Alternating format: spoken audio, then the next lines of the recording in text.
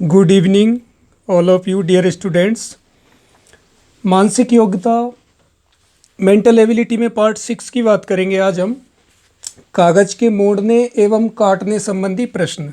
इस पार्ट से भी आपके 4 क्वेश्चन पूछे जाएंगे। 4 प्रश्न आएंगे। 4 प्रश्न आएंगे तो इनमें जो निर्देश दिए होंगे उनमें आपको परिवर्तित करके भी पूछा जा सकता है कि कागज के एक टुकड़े को मोड़कर पंच किया गया है। कागज के टुकड़े की तह खोलने पर वह जिस प्रकार दिखेगा वैसा चित्र। पेपर को फोल्ड करने वाले क्वेश्चंस, चिट्ठी खोलने वाले प्रश्न। तो आपको ध्यान रखना है इन क्वेश्चनों में, इनको आप घर पर प्रैक्टिस जब करोगे तो आप कागज के टुकड़ों से कर सकते हो इस तरीके से। अब लेकिन जब आप एग्ज़ाम में जाओगे तो वहाँ पर आपको ये नहीं मिलेंगे, तो वहाँ पर आपको गैस करना है कि इसका आंसर क्या होगा। अब मैं आपको इसकी एक ट्रिक बताता हूँ कि जब भी क्वेश्चन किस तरीके से आएंगे वो आप देख सकते हो। इस प्रकार से कुछ क्वेश्चन आएंगे आपके सामने।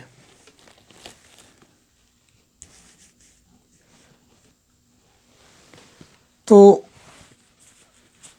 मैं आपको सबसे पहले हर बार बोलता हूँ कि आप क्वेश्चन को सॉल्व करने से पहले उसके निर्देश को पढ़ें और अच्छे से पढ़ें। तो रीडिंग विद अंडरस्टैंडिंग, समझ के साथ पढ़ना है। निर्देश प्रश्न संख्या 29 से 32 में बाईं ओर प्रश्न चित्र में दर्शाए अनुसार कागज के एक टुकड़े को मोड़कर पंच किया गया तथा दाईं ओर ए, बी, सी और डी से चिन्हित 4 उत्तर चित्र दर्शाए गए हैं। कागज के टुकड़े के तह को खोलने पर वह जिस प्रकार दिखेगा वैसा ही चित्र उत्तर चित्र से चुनें तथा अपने उत्तर को दर्शाने के लिए OMR उत्तर पत्रिका में प्रश्न की संगत संख्या के सामने वाले वृत्त को काला करें। तो ध्यान रखना है आपको, इसमें क्या होता है कि इस प्रकार का एक एरो होता है। एक एरो का मतलब ये होता है कि हमने किसी कागज को एक बार मोड़ लिया। अब आप ये देखिए, जैसे यहाँ पर एक एरो था तो हमने एक बार मोड़ लिया। पहले ये इस तरीके से था, फिर एक बार मोड़ लिया तो ये इस प्रकार हो गया। अब एक बार मोड़ते ही इसमें क्या हो गया, इसमें 2 तय हो गई। ये फोल्ड 1 और 2, ये 2 हो गए। तो इसका मतलब यह है कि अगर आपसे एक बार मोड़ने को कहा जाए और इसमें छेद करना हो तो एक बार मोड़ने पर और छेद किया जाए तो उसके 2 निकलेंगे। कितने निकलेंगे? 2। और जैसे फिर दूसरा एरो दिया है, फिर इसने क्या किया, इस वाले फोल्ड को हम इसके ऊपर रख देंगे मोड़ कर। तो अब क्या हुआ, अब ये 4 हो गए। तो इसका मतलब क्या हुआ, 4 तय हो गई इसमें। अब एक भी छेद किया जाएगा तो एक छेद के 4 निकलेंगे। इसमें कितने छेद निकलेंगे? 4। और यदि तीसरी बार भी मोड़ने को कहा जाता तो फिर क्या होता, ये जो 4 तय हैं, 4 तय हैं, 4 के ऊपर 4 और आ जाती इस तरीके से। फिर एक छेद करने को कहता तो 8 निकलते। तो आप ये ध्यान रखो कि ये जो फोल्ड करने का जो फॉर्मूला है, अगर एक बार कागज़ को मोड़ा जाए, एक बार कागज़ को मोड़ा जाता है, एक बार कागज़ को मोड़ा जाता है, कागज़ को मोड़ा जाता है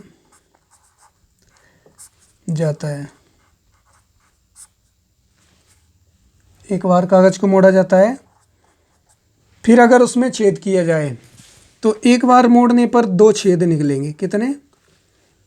एक बार मोड़ने पर 2 छेद। और 2 बार मोड़ा जाएगा तो उसमें 4 छेद निकलेंगे। एक बार मोड़ा जाएगा तो 2 छेद निकलेंगे। किसी कागज़ को एक बार मोड़ा जाए और उसमें एक छेद किया जाए तो 2 निकलेंगे उसको वापस खोलने पर। और 2 बार मोड़ा जाए और एक छेद किया जाए तो फिर एक का कितना निकलेगा? 4 छेद। और 3 बार यदि कागज़ को मोड़ा गया और एक छेद किया गया तो एक का कितना निकलेगा? 8 निकलेगा। आप प्रैक्टिकल करके भी देख सकते हो। ध्यान रखना है, आपको समझना है इस बात को बहुत अच्छे से। जैसे मैं आपके सामने एक प्लेन ये पीस ले रहा हूँ, अगर इसको एक बार मोड़ा जाए, ये एक बार मोड़ दिया और इसमें एक छेद किया जाए, एक छेद किया जाए, फिर जब इसको खोला जाएगा तो एक छेद के कितने निकलेंगे? 2। मतलब एक बार कागज को मोड़ा है तो छेद निकलेंगे 2। और अगर इसको किसी कागज को 2 बार मोड़ा जाता, जैसे एक बार और ये 2 बार, और फिर इसमें एक छेद करने को कहता,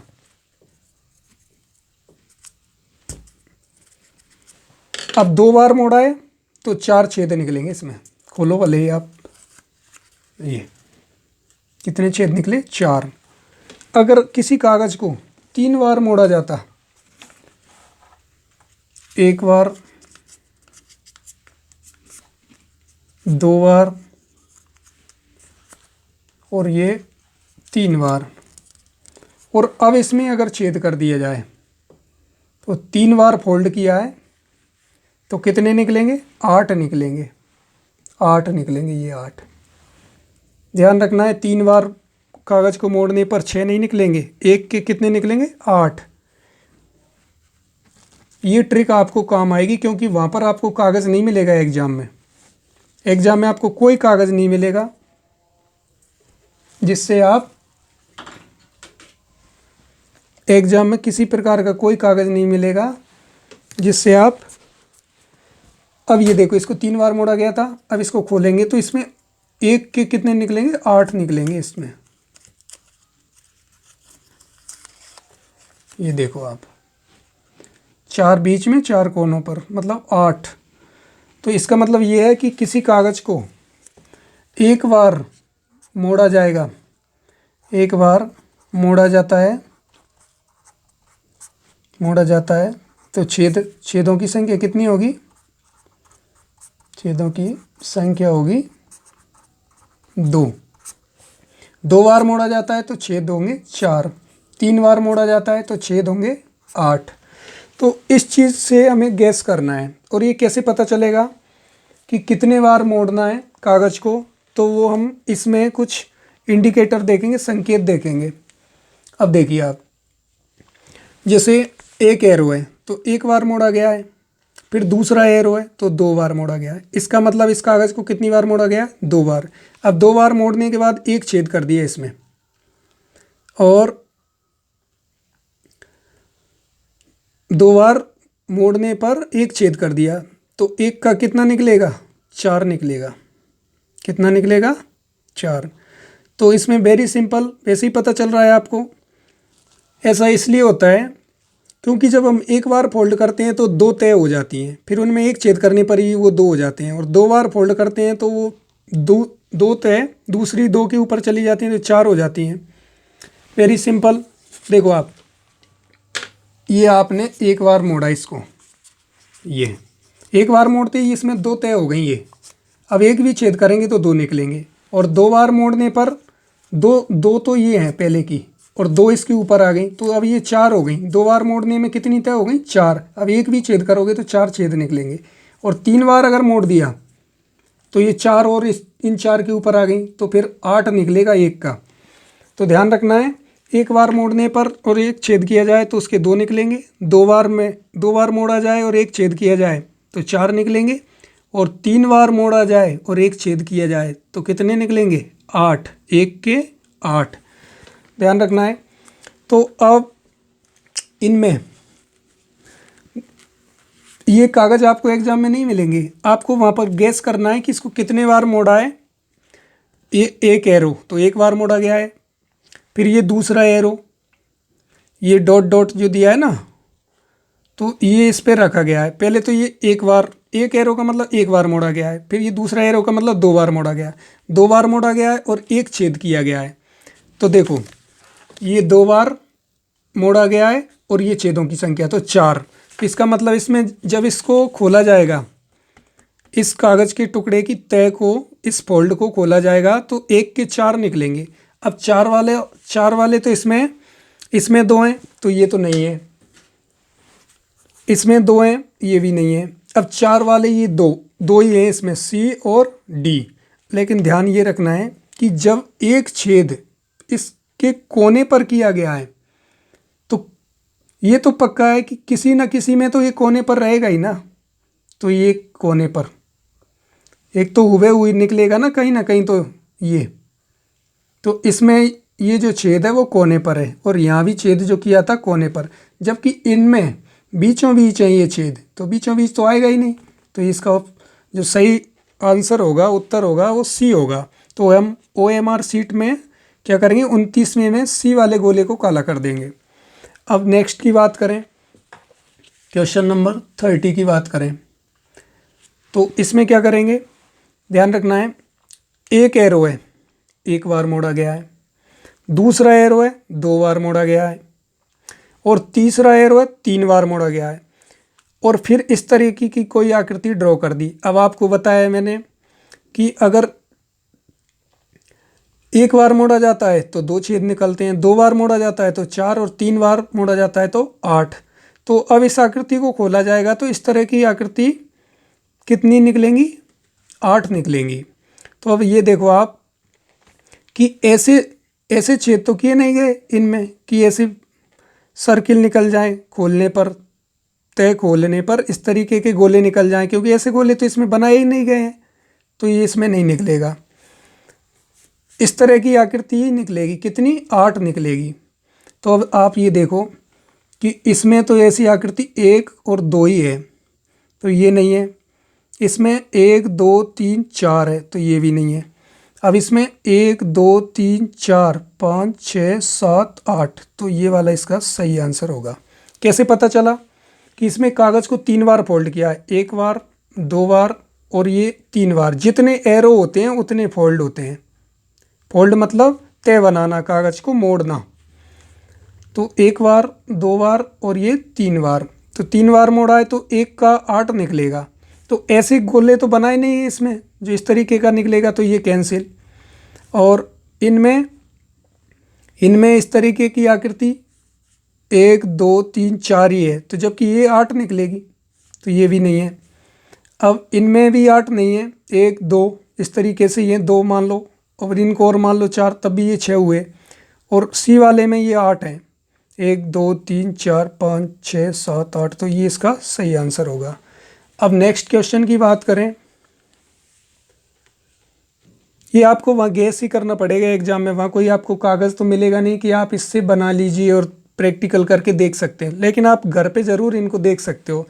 जैसे एरो दिए हैं वैसे ही आप एक स्क्वायर शेप में, वर्ग के आकार में कोई कागज़ लेना, फिर उसको एक बार फोल्ड करना, फिर दूसरी बार फोल्ड करना, फिर इस तरीके के ये पंच कर लेना, उसमें लाइनें खींच लेना, फिर उनको खोल के देखना, तो आपको प्रैक्टिकली घर पे पता लग जाएगा कि निकलेगा कैसे। अब मैं बताता हूँ आपको, एक बार फोल्ड किया और 2 बार फोल्ड किया, तो इसका मतलब क्या हुआ, 2 बार फोल्ड करने पर छेद निकलेंगे 4। तो ऐसी लाइनें कितनी बनेंगी, ये एक लाइन है, आधे पर है, तो ये कागज़ जब खोला जाएगा, इसकी तय खोली जाएगी, तो ये लाइन पूरी लंबी हो जाएगी, ठीक है ना। और ये जो आधे आधे लाइनें हैं, तो ये भी पूरी पूरी लाइनें इस तरीके से बन जाएंगी। तो ये आधी लाइनें, तो 1 का 4 बनेगा ना, तो 4 किस तरीके से, 4 में ये 2 कंप्लीट हो जाएंगे। जैसे आधी लाइन, तो ये आधी, ये आधी, ये आधी, ये, तो ये 2 लाइनें, और इनके कितने हो जाएंगे, 2 के, 1 का 4 2 का 8। तो इनमें देखो ये 1 2 3 4 5 6 7 8, तो इससे ही पता चल रहा है, क्योंकि ये जो लाइन होगी ये जुड़ेगी, जैसे इसको खोलेंगे ना, तो इसमें स्पेस नहीं होगा, ये वाला गैप नहीं होगा बीच में, तो ये नहीं होगा, और ये तो बिल्कुल भी नहीं होगा, क्योंकि जब पास पास में ये जो लाइन है, तो ये इतने दूर थोड़ी ना होंगी खोलने के बाद, ये तो पास में ही रहेंगी लाइन, तो ये भी नहीं होगा। और इस तरीके से भी नहीं होगा, क्योंकि ये लाइनें आप देखिए कि इस कॉर्नर पे, तो ये जो लाइन है जब इसको आप खोलोगे तो ये इससे मिल के बनेगी, तो ये लंबी हो जाएगी, ठीक है ना। तो ये पूरी लाइन ये बनेगी, इस तरीके से नहीं बनेगा। ऐसे ये आधी आधी लाइन है तो ये भी पूरी लाइन हो जाएंगी इस तरीके से, ऐसे। तो ऐसे दूर दूर नहीं होंगी ये, तो ये भी नहीं होगा। इसका आंसर होगा ए। आप घर पे इसका प्रैक्टिकल करके देख सकते हो। नेक्स्ट क्वेश्चन की बात करें हम।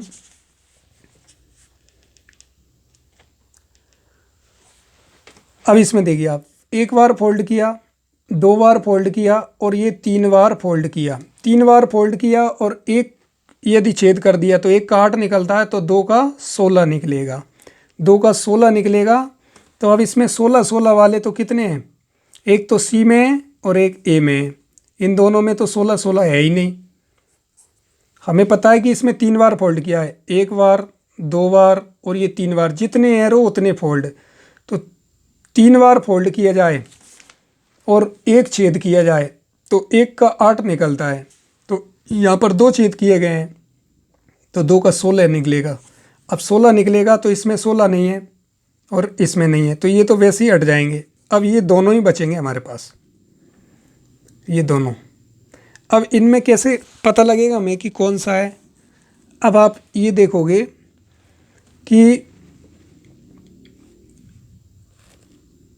ये जो कॉर्नर है, तो एक कॉर्नर तो इस तरीके का सेम रहेगा ही सही, तो इसमें भी है और इसमें भी है।